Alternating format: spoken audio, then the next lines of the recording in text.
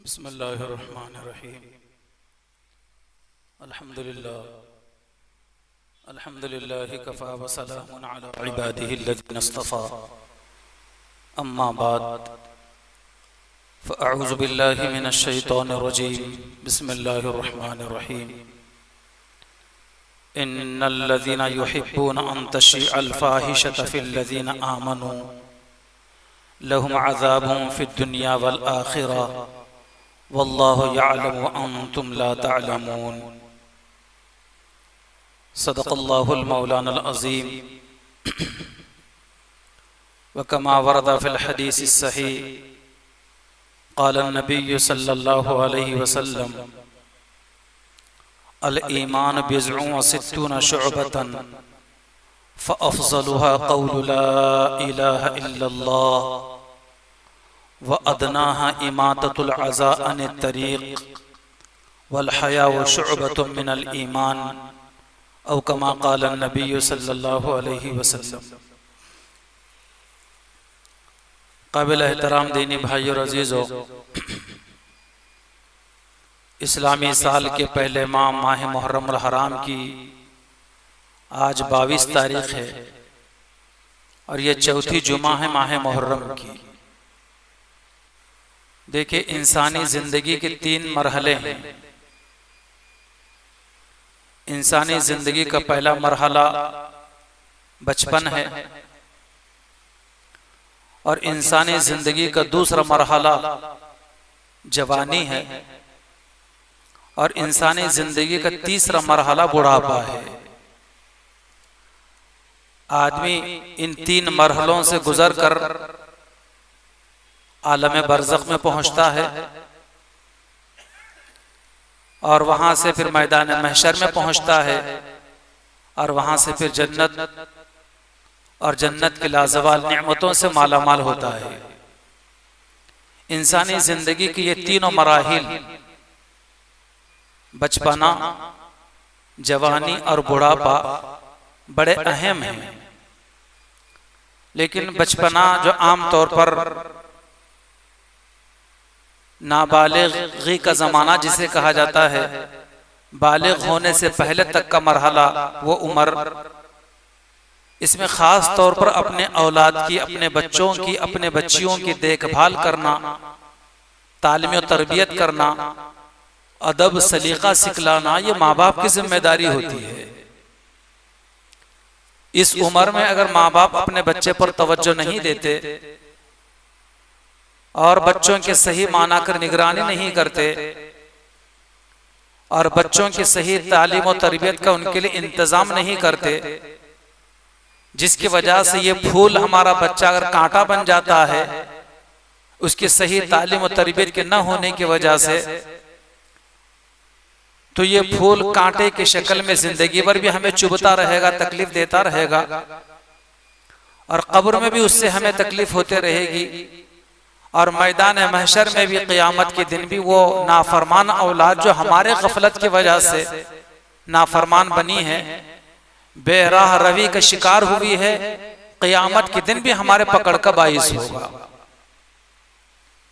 इसलिए अल्लाह तबारक व तआला ने औलाद जैसी नेमत हमें अता फरमाई है, तो हम अपना फर्ज समझें कि अपने औलाद की सही तालीम और तरबियत करें। इसलिए कि तालीम और तरबियत के ताल्लुक से क़यामत के दिन माँ बाप से सवाल होगा। अल्लाह के नबी अलैहिस्सलातु वस्सलाम फरमाते हैं कि क़यामत के दिन जहाँ बहुत सारे सवालात होंगे, वो काम क्यों नहीं किया जो तुझे करना चाहिए था, और फला काम तूने क्यों किया जिसे तुझे नहीं करना चाहिए था। मुतअद्दिद सवालात होंगे।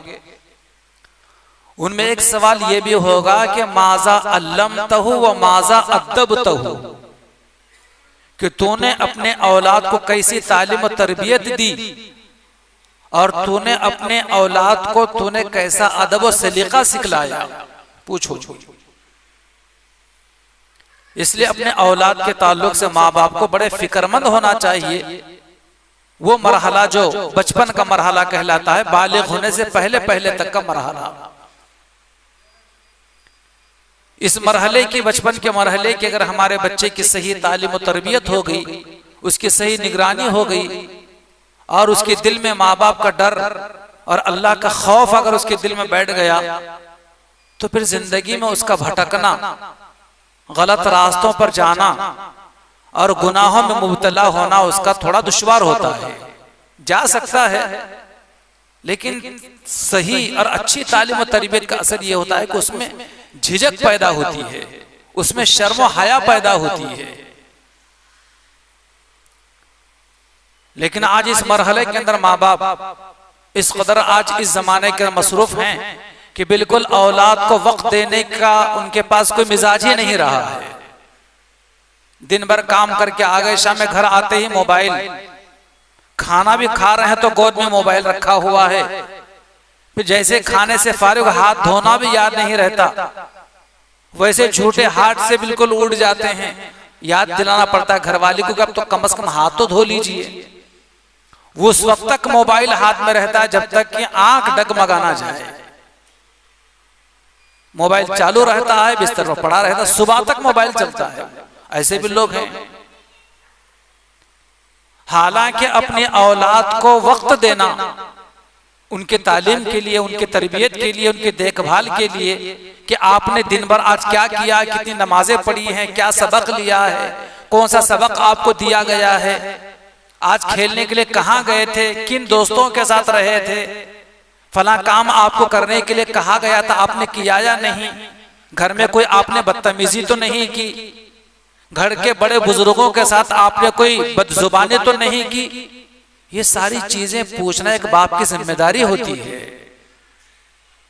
आज बाप के पास फुर्सत नहीं है, जिसकी वजह से औलाद दिन ब दिन बेलगाम होती चली जा रही है। भाइयों, यही माहौल और यही मिजाज हमारे घरों का अगर रहा तो क़यामत के दिन अल्लाह के पकड़ से और बाजपुर से हम बच नहीं सकते। तो जिंदगी का पहला मरहला बचपना है, जिसकी ज्यादातर जिम्मेदारी माँ बाप पर है और साथ ही साथ उसके मुअल्लिमीन पर है, उस्ताद पर भी है। इसलिए कि बच्चा, इससे पहले मैंने किसी मौके पर कहा था कि बच्चा सबसे ज्यादा मुतासिर होता है 3 लोगों से। बच्चा या बच्ची सबसे ज्यादा मुतासिर होती है, सबसे ज्यादा मुतासिर होता है तो 3 लोगों से। एक अपने माँ बाप से, माँ बाप के रहन सहन से औलाद मुतासिर होती है। माँ बाप के चाल चलन से बच्चा मुतासिर होता है, बच्ची मुतासिर होती है। इसलिए शादी से पहले या ज्यादा से ज्यादा औलाद होने से पहले जो हो चुका, लेकिन औलाद होने के बाद माँ बाप को बहुत ज्यादा चाको चौबंद होने की जरूरत होती है,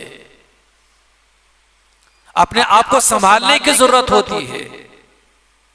हम ये समझते हैं कि बच्चा तो छोटा है, बच्चा तो अभी दूध पीता है, अभी तो बात भी नहीं कर पाता, अभी बच्चे में कहां उतना शऊर आया है। हम अपने बेढंगी हरकतें करते रहते हैं, लेकिन बच्चा दूध पीता है, बात नहीं करता, अभी तालीमी सिलसिला शुरू नहीं हुआ है, लेकिन वो हमें अपने घर में देखकर उनके अपने गोद में बैठकर बच्चा हमसे मुतासिर होता रहता है कि मेरे बाप की हरकतें क्या हैं, मेरे माँ के अखलाक कैसे हैं, मेरी माँ कैसे बात करती है, मेरे बाप के बात करने का अंदाज क्या है, कितने दिन में गालियां देता है, कितना बदतमीजी करता है, कितना जुबान दराजी करता है, बात पर कैसे झिड़कता है। इन सारे बातों से जो है औलाद मुतासिर होती चली जाती है। इसलिए वहीं से आदमी को मोहतात हो जाना चाहिए और अपने आप को संभालना चाहिए। कोई ऐसी हरकत ना हो, कोई ऐसा अमल ना हो, कोई बदतमीजी ना हो, दोनों मियाँ बीवी की भी और घर में किसी के साथ भी। हम समझते हैं बच्चा छोटा है, दूध पीता बच्चा है, अभी कहाँ शऊर है, लेकिन हमारी इन सारी चीजों को, बातों को, हरकतों को वो कैच कर रहा होता है अपने दिलो दिमाग के अंदर। तो ये पहला मरहला इंसानी जिंदगी का जो है बचपन, और दूसरा मरहला इंसानी जिंदगी का वो है जवानी। जवानी का आगाज दूसरे दहाई से शुरू होकर तीसरे दहाई के आखिर तक बाकी रहता है। दहाई का मतलब यह है कि पहली दहाई 1 से लेकर 10 तक को पहली दहाई कहा जाता है, दूसरी दहाई 11 से लेकर 20 तक, और तीसरी दहाई 21 से लेकर 30 तक, और चौथी दहाई जो है 31 से लेकर 40 तक, इसे दहाई कहा जाता है। तो बहरहाल जवानी की जो इब्तिदा होती है दूसरे दहाई से लेकर तीसरे दहाई तक, यानी 11वें 12वें साल से इसका आगाज होता है और 39-40वें साल तक की जवानी बाकी रहती है। फिर 40 के बाद ढलान शुरू होती है, बुढ़ापे के आसार आने लगते हैं। तो ये सबसे ज्यादा कीमती जमाना अगर कोई है तो ये दरमियाना जमाना जिसे जवानी का जमाना कहा जाता है। और इस जमाने की इबादत अल्लाह तबारक व तआला को बहुत ज्यादा पसंद है। इसी वजह से कहा गया है कि बुढ़ापे के 100 सजदों पर जवानी का एक सजदा भारी है। सुना है कि बुढ़ापे में शेर भी जो है बुजुर्ग बन जाता है, शेर भी शिकार करना छोड़ देता है। क्या करेगा, बूढ़ा हो गया है। इसे बूढ़ा आदमी अब मस्जिद में आकर नहीं बैठेगा तो क्या करेगा वो? अब असल इबादत जवानी की इबादत है।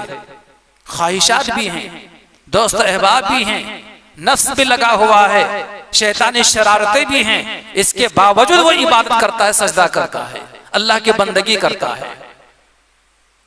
बुखारी शरीफ की हदीस है, पैगंबर इस्लाम अलैहिस्सलाम फरमाते हैं, शाबुन नशअ फी इबादतिल्लाह, कि वो नौजवान जिसने अपनी जवानी अल्लाह की इबादत में गुजारी हो, ऐसा नौजवान क़यामत के दिन उन 7 लोगों में शामिल होगा जिन 7 लोगों को क़यामत के दिन मैदान महशर में अर्श के साए में जगह दी जाएगी। क़यामत के दिन मामूली दिन नहीं है, नफ्सा नफ्सी का आलम होगा, कोई किसी का पुरसाने हाल नहीं होगा।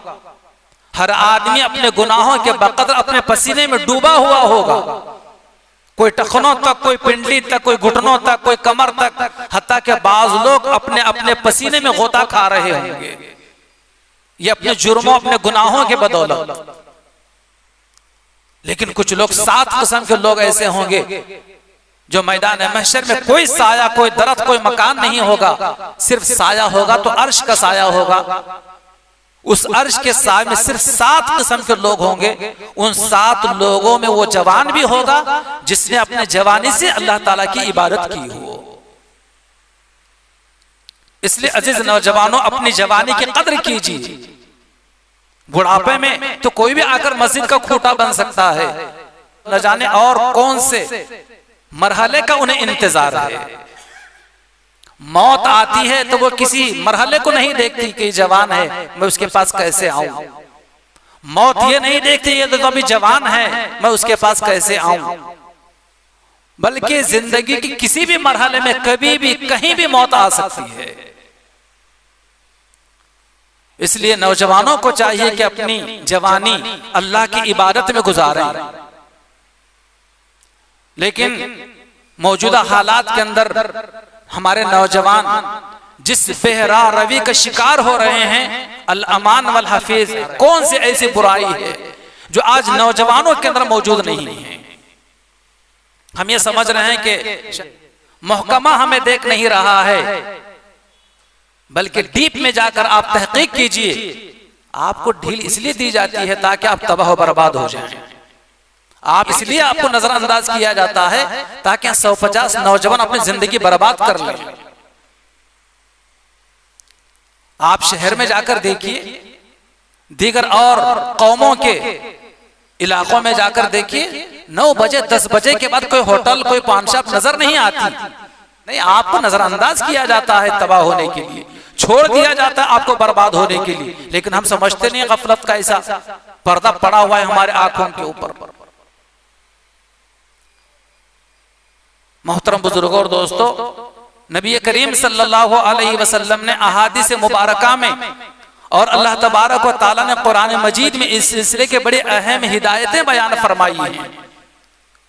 फरमाने बारी ताला जो मैंने शुरू खुतबे में तिलावत किया था, अल्लाह ताला फरमाते हैं, फ़अऊज़ु बिल्लाहि मिनश शैतानिर रजीम बिस्मिल्लाहिर्रहमानिर्रहीम इन्नल्लज़ीना युहिब्बूना अन तशीअल फाहिशता फिल्लज़ीना आमनू लहुम अज़ाबुन फिद्दुनिया वल आखिरह। अल्लाह ताला फरमाते हैं कि जो लोग इस बात को पसंद करते हैं कि ईमान वालों में बेहयाई आम हो, तो ऐसे लोगों के लिए दुनिया और आखिरत दोनों के अंदर जो है बड़ा अजाब है, दर्दनाक अजाब है। लहुम फिद दुनिया वल आखिरा, दुनिया के अंदर भी उनके लिए अजाब है और आखिरत में भी उनके लिए अजाब है। अल्लाह ताला हमारी हिफाजत फरमाए। कौन सी ऐसी बुराई है जो आज नौजवानों के अंदर नहीं है? सूदखोरी नौजवानों में आम होती चली जा रही है। शराब नोशी आज नौजवानों में आम होती चली जा रही है। नशे की चीजें इस्तेमाल करना आज आम होता चला जा रहा है। किसी का खुला प्लाट है, वहां देखिए चंद नौजवान कैसे बैठे हुए हैं, रोडों पर बैठे हैं, किसी के चबूतरों पर बैठे हुए। कितने मकानात हमारे महल्ले के अंदर ऐसे हैं कि मौलवी साहब 12-1 बजे तक हम सो नहीं सकते। मैंने पूछा क्यों नहीं सो सकते? जो हमारा चबूतरा है ना, उस चबूतरे के ऊपर कितना भी गुस्सा करो, कितना भी डांटो, पानी डाल दो, बराबर वहीं आकर बैठते हैं। जब तक उन नौजवानों को नींद ना आ जाए, जब तक वहां से उठकर चले नहीं जाते, वहीं पर हंसी मजाक करना, खेलना और हिहा करना। जब तक वो उठकर चले नहीं जाते, उस वक्त हम सो सकते हैं, हमारे बच्चे सो सकते हैं। इन्हीं लोगों की हरकतों की वजह से हम रात देर गए तक हमें सोना पड़ता है। इसकी वजह से बाज मरतबा फजर की नमाज भी हमारी छूट जाती है। ये कितनी बुरी बात है ये कि दूसरों के चबूतरों पर जाकर उनकी नींद हराम करना, उनका चैन सुकून गारत करना। अल अमान वल हफीज। न जाने ऐसे वाकयात और ऐसे लोग, ऐसे नौजवान कितने जगहों पर बैठकर अपनी जवानी, अपना रुपया पैसा हलाको बर्बाद कर रहे हैं। याद रखिए ऐसे नौजवानों और हमारे बुजुर्ग हजरात भी उन चीजों को सुने और अपने बच्चों तक ये पैगाम पहुंचा दें कि 3 किस्म के लोग ऐसे हैं जिन पर अल्लाह तबारक व तआला ने जन्नत को हराम फरमाया है। सलासतुन हर्रमहुल्लाहु अलैहिमुल जन्नह। 3 किस्म के लोग हैं जिन पर अल्लाह तबारक व तआला ने जन्नत को हराम किया है। उनमें से एक वो लोग हैं जो शराब नोशी करने वाले हैं। अब शाम में जो ये बच्चे 15 साल के, 13 साल के, 17 साल के बच्चे नशा करके सो रहे हैं।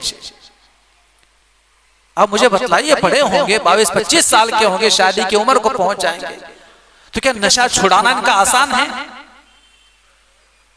इसलिए बच्चों के पढ़ने की उम्र है तो ठीक है, एक वक्त भूखा रहिए, अपने पेट पर पत्थर बांधिए, लेकिन अपने बच्चों को तालीम दिलाइए।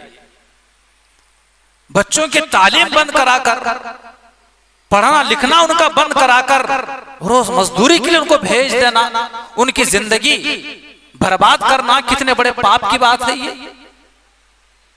फिर यही बच्चे जो नशे के आदी हो जाएंगे, फिर वो आपकी भी खिदमत नहीं कर सकेंगे, फिर आपको भी तकलीफ देंगे, वो आपको भी गाली गलौज करेंगे वो। इसलिए कि 12-13 साल की उम्र से हमने उसको मजदूरी पर लगा दिया, उसको पढ़ने से उसको महरूम कर दिया, नशे का वो आदी हो गया, आज हमारे ऊपर हाथ उठा रहा है। इसलिए भाइयों, अपने घर की खवातीन को भी समझाएं ये बातें कि बच्चों को काम पे मत भेजो।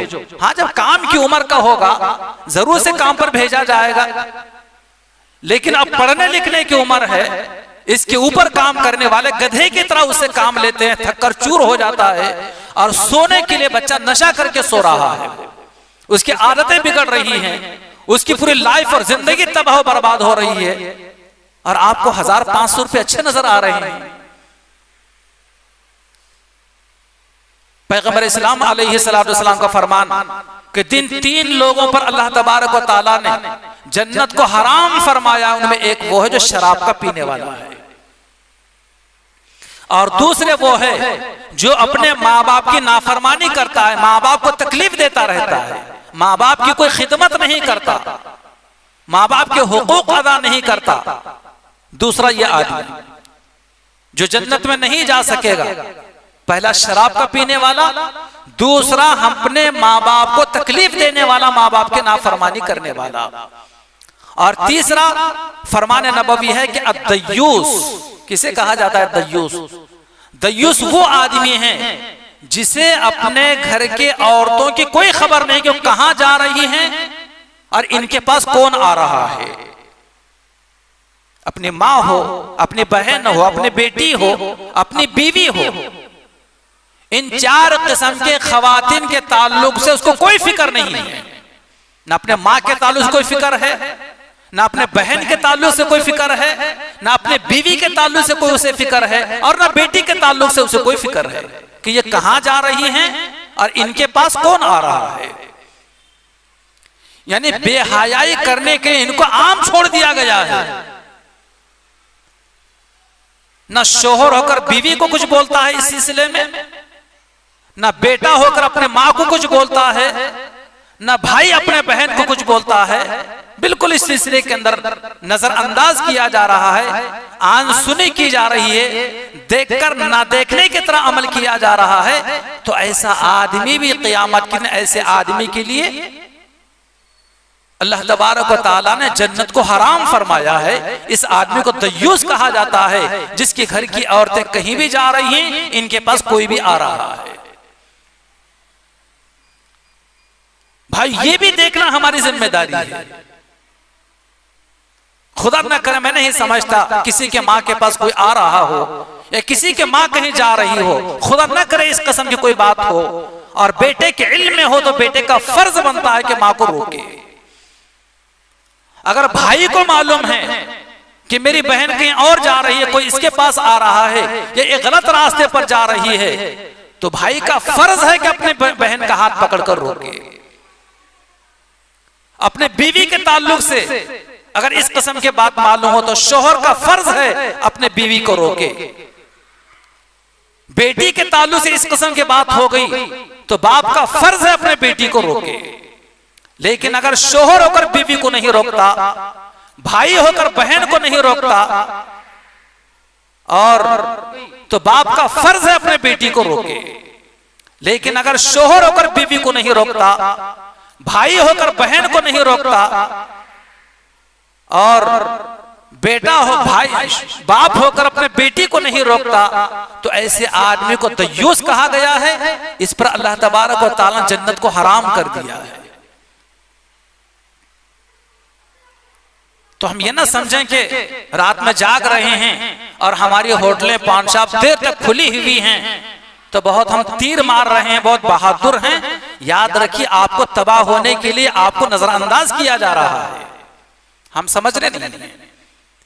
किसी माहिर ने और किसी नब्बाज ने बहुत अच्छी बात कही है, अगर याद रखे तो इस बात को याद रख लें। आप भी अपने दोस्तों में भी इस बात को आम करें और अपने घर वालों को भी, अपने बच्चों को भी ये बात बतलाएं।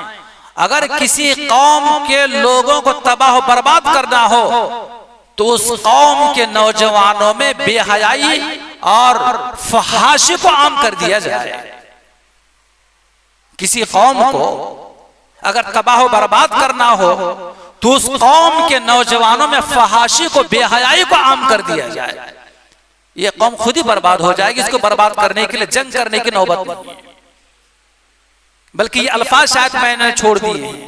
किसी कौम को बगैर जंग के अगर शिकस्त देना हो, किसी कौम को बगैर जंग के, बगैर लड़ाई के अगर शिकस्त देना हो तो उस कौम के नौजवानों में बेहयाई और फहाशी को आम कर दिया जाए।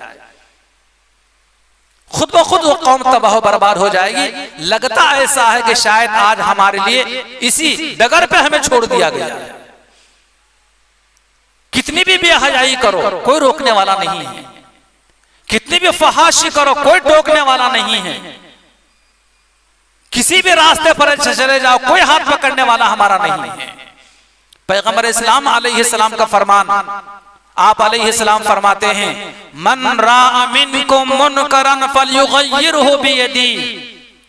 ईमान का तकाजा ये है कि तुम में से कोई अपने सामने किसी बुराई को होता हुआ देखे तो अब सबसे पहले अपने हाथ से उस बुराई को रोक दे। फ़इल्लम यस्तति', अगर आप हाथ से रोक नहीं सकते, इतनी हिम्मत और ताकत आपके अंदर नहीं है, आपको डर लग रहा है कि मैं हाथ से रोकूंगा तो मेरा हाथ और पंजा मरोड़ दिया जाएगा, अल्लाह के नबी अलैहिस्सलाम फरमाते हैं, फ़बिलिसानी, कम से कम बुराई को होता हुआ देखकर इतना तो कह दो कि भाई जो कर रहे हो गलत है, जो कर रहे हो गलत है, आप इसे बाज आ जाइए। लेकिन अगर आपको यहां भी डर लग रहा है कि मैं जुबान खोलूंगा तो मेरी जुबान खींच ली जाएगी, मुझ पर दस्ते दराज कोई करेगा, मुझे मारपीट करेगा, आपको डर लग रहा है, तो कम से कम दर्जे में तीसरा मरहला है, वो ये है कि उस बुराई को होता हुआ देखकर फबी क़ल्बी, अपने दिल में बुरा समझकर वहां से निकल जाए, आप ठहरे नहीं वहां पर। अल्लाह के नबी अलैहिस्सलाम फरमाते हैं, वज़ालिका अज़अफ़ुल ईमान, ये ईमान का सबसे कमतरीन दर्जा है। कौन सा दर्जा? किसी बुराई को होता हुआ देखकर बुरा समझना, ये ईमान का सबसे कमतरीन दर्जा है। आज कितने लोग ऐसे हैं, हमारे सामने बुराइयां की जाते हैं तो हम हंस देते हैं, खुशी का इजहार करते हैं, तालियां बजाते हैं। अल-अयाज़ु बिल्लाह, ये वो हरकत है कि अल्लाह का गजब ना नाजिल हो जाए। बुराई को होता हुआ देखकर खुशी मनाना, तालियां बजाना और खुशियों का इजहार करना और बुराइयों पे शामिल हो जाना, ये अल्लाह के अजाब को दावत देने वाली हरकत है। नौजवानों, आपकी जिंदगी बड़ी कीमती जिंदगी है, आप आओ अल्लाह की तरफ, रुजू हो जाओ अल्लाह के बारगाह में, तौबा करो इन हरकतों से, बाज आ जाओ बुराइयों से, वरना इससे बुरे दिन आने वाले हैं। अल्लाह हमारी हिफाजत फरमाए।